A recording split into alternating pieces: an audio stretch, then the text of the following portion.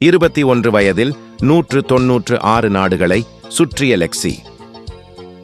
லெக்சி அல்ஃபோர்ட் 21 வயதான இந்த இளம்பெண் உலகில் உள்ள 196 நாடுகளையும் மிக இளைய வயதில் சுற்றி பார்த்து சாதனையை படைத்திருக்கிறார்.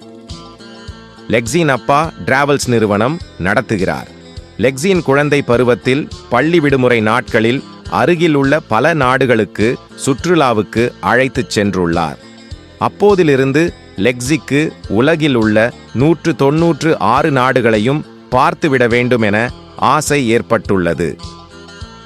மே 31ஆம் தேதி 2019 அன்று 196வது நாடாக வடகொரியாவுக்கு சென்றுள்ளார்.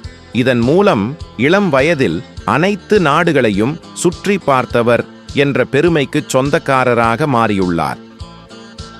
எனக்கு உலகத்தை அறிமுகப்படுத்திய என் பெற்றோர்கள் மனிதர்களின் வாழ்க்கை எவ்வளவு அழகானது என்றும் அந்த வாழ்க்கையை எப்படியெல்லாம் மகிழ்ச்சியாக வாழ்கிறார்கள் என்றும் ஆர்வமாக எப்போதும் உள்ளது என லெக்சி கூறுகிறார்.